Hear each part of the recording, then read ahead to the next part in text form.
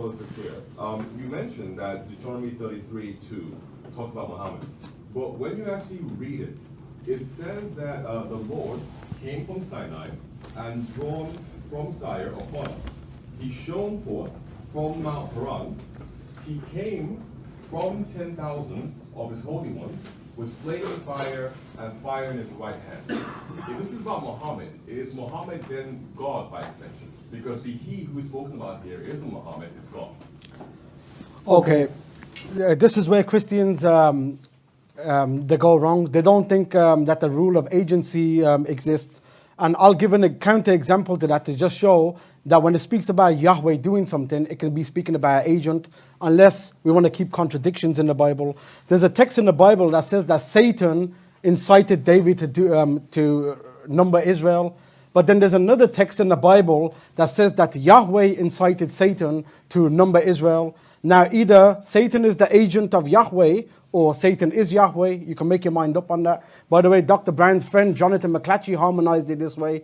So when we say the Lord came from Sinai, we know in what way God's revelation came from Sinai. Through Moses, he came from Sinai. God didn't come down to earth and start walking around from Sinai. So by that basis, we know what Sire means. We know what Paran means. It's a representative of the Lord. Now, notice something.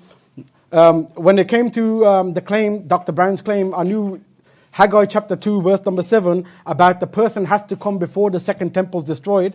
Notice what Dr. Brown said, that the person, this is what they do. Herod just renovated it, like Herod changed the carpet or something. This is what Jewish professor Simon Goldell wrote.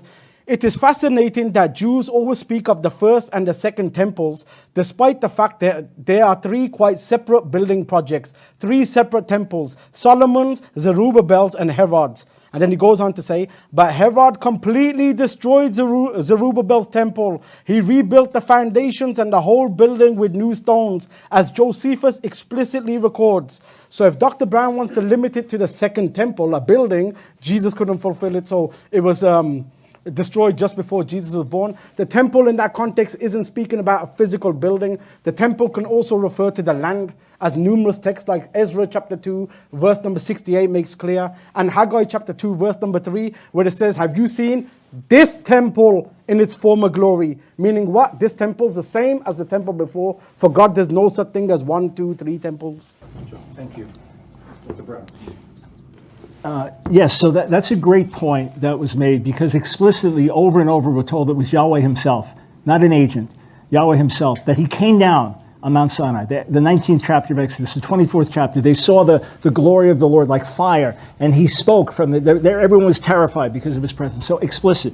And all it's saying is that he came from Sinai, and then just check any commentary. He rose like the sun upon Seir, and he shone forth from Paran. It's just talking about his splendor and his glory. That's all it's talking about. And again, universally understood in terms of the event at Sinai and the shining forth of God from there.